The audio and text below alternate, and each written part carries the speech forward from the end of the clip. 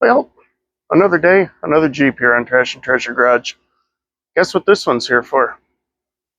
I'm just as surprised as you. No heat. Low heat. Oh, didn't I just work on one of these with not much heat? Let's see what's going on.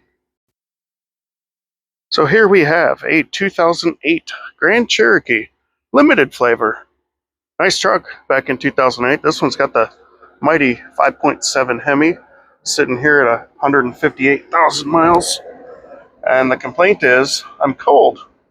So we've got our auto climate control set manually to go as hot as it goes with full blower. We are fully warmed up on the gauge, and it looks like the thermostat's working correctly. My engine coolant temp is sitting about 208 degrees. Now I drove this, and it actually made enough heat to run me out today because it's really not that cold outside, but I'm seeing with my thermometer in the vent here, 93 degrees at idle. It probably should be a little warmer than that. Let's give it some RPM. I'm going to bring it up and hold it about 2,500, 3,000 RPM here and see what our heat temperature does.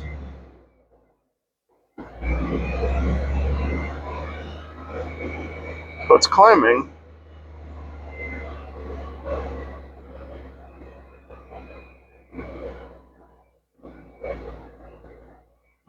It's a little more like it. I'd expect to see our heat more like 130, 140 degrees.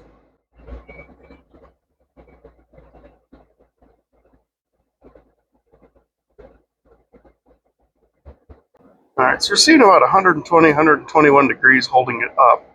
So a couple different things we could be looking at here. So with any sort of diagnostics like this, it's a matter of just kind of working through what you know. Right? I checked the coolant level, it's full of coolant. The engine's warmed up all the way.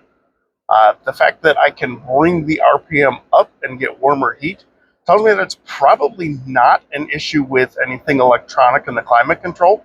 I will pull codes on it just to see if there's anything set, but it seems like it's functioning the way it should.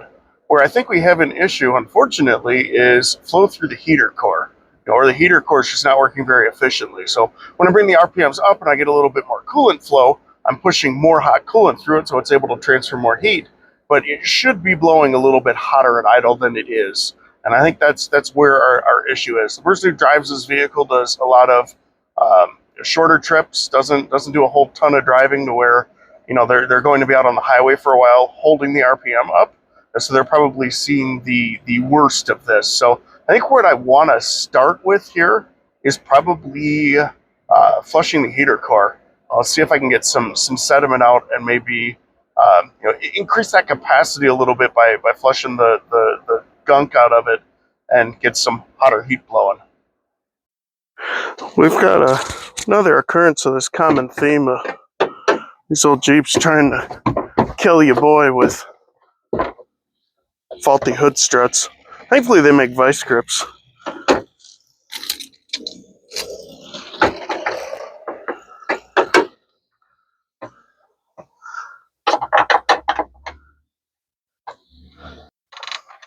There, now it'll be something else that kills me instead of that.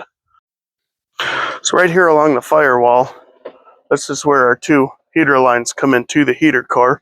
Thankfully the clamps are right there and easy enough to access. What I'm going to do is go ahead and clamp off those lines so I don't lose any coolant beyond what's in the heater core, and then disconnect those, connect some other hoses to them, and then we'll flush and back flush that heater core a few times and see what kind of yummy stuff we get out of it. So here's the setup. I've got the hoses off and off to the side. I have just press fit some clear acrylic tubing. Well, it used to be clear. It's been sitting in the shop for a while. Over the two nipples there for the heater core. I've got my garden hose. What I'm going to do is just flush it in both directions and see what kind of yuck comes out of the thing. Fingers crossed and prayers offered.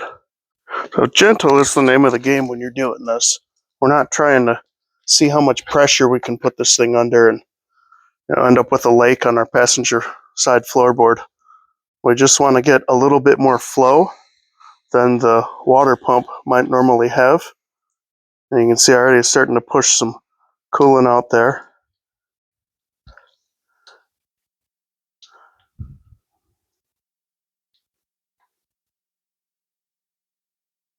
We're just going to go a couple minutes in each direction. See what we get.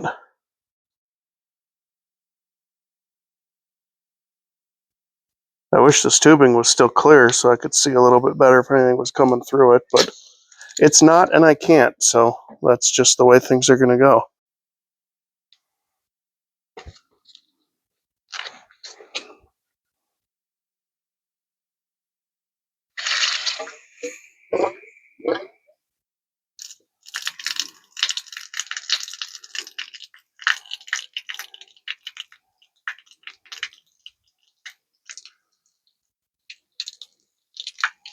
I don't really see anything in there other than some air bubbles.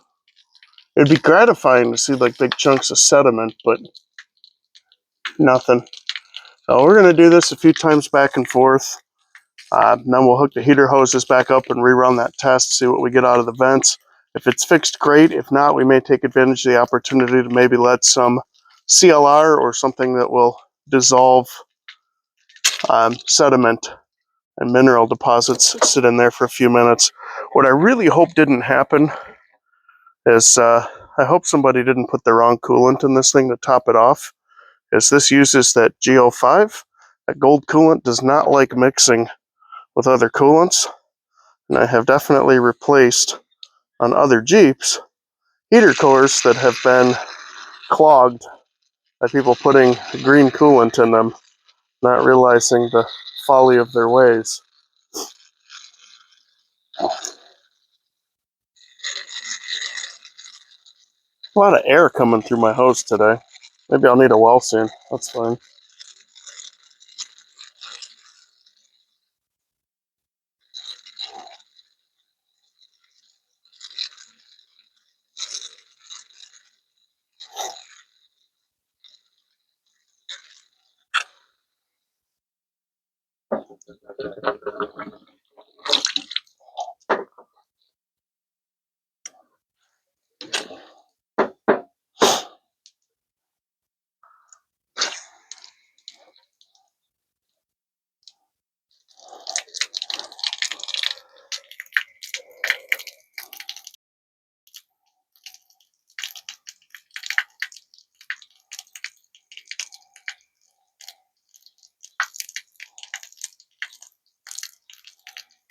There went a chunk of something.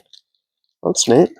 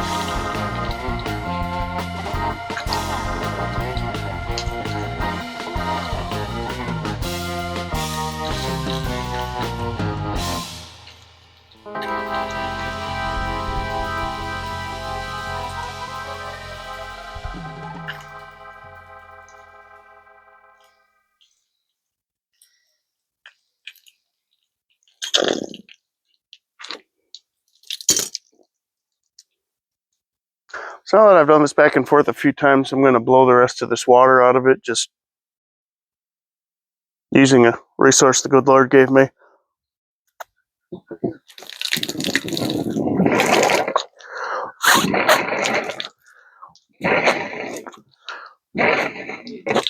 we don't want to introduce a bunch of water into the system and mess up the ratio of our coolant.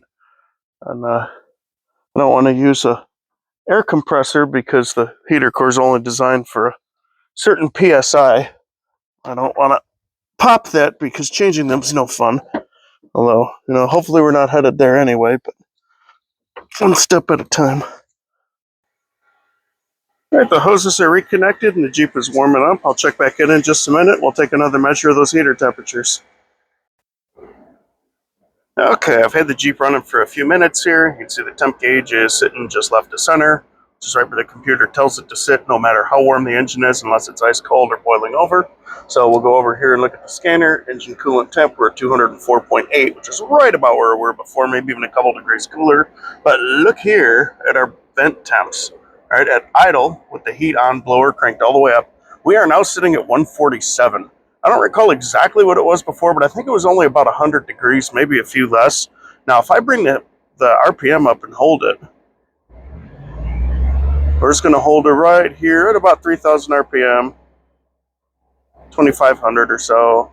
We're climbing. We're at 153, 154, 155, 156, closing in on 160.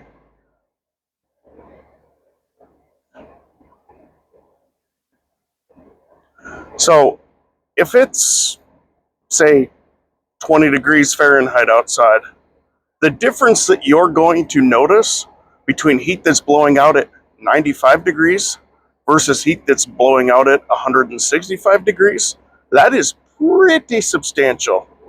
So I would say that we've got ourselves a definitive fix. So that was actually pretty easy, right? A garden hose and a couple of lengths of tubing to attach to the heater core. So if you're in a situation, this is pretty universal, right? I mean, every vehicle, unless you're talking about like a EV hybrid, I don't know if there's anything out there that uses some kind of a system I'm not thinking about, but for the most part, pretty much any gasoline-powered vehicle uses the exact same type of heater. And if your heater is just not as warm as it should be, carefully flushing it with a garden hose like I just did can be that easy. And now the heat in this thing is so hot that I'm sitting here while it snows, which of course it's going to do in Michigan and on the first day of March, just to remind us that the groundhog is full of it. But actually, no, he did predict longer winter this year. I don't know. I'm tired of it. Ready for warmer climates like the one inside this Jeep right now. But anyway, you can do this. Just a couple things to be aware of. Your cooling system runs at a max of like 18 to 20 PSI, maybe less. Look at your radiator cap. Be very careful. You're going to have to use your best judgment, common sense. Don't blame me if you screw it up, but gently run water through it in both directions. And keep in mind that the water in your house is probably running somewhere around 50 to 80 PSI. All right, so ease into it. You're not trying to build pressure. You're just trying to get good flow through it, more flow than it normally sees, just to break loose any sediment that's sitting in there. But not so much that you break loose the side of the heater core and wind up flooding your passenger side floorboard and causing yourself thousands of dollars of work at a shop to pull the dash and replace the heater core. Just be gentle. Be very careful taking the hoses off because the end of that heater core is aluminum or copper and it will bend and then you're not in a good situation. But if you're gentle, you get the hoses off, gently flush it, put it back together, get the air back out of your cooling system because when you blow the water out, you're going to introduce air. So you got to bleed the air out, top it back off. You just might be able to fix something like this real quick and easy like I just did. I'm going to get this Jeep buttoned up and send it back home. Thanks for watching.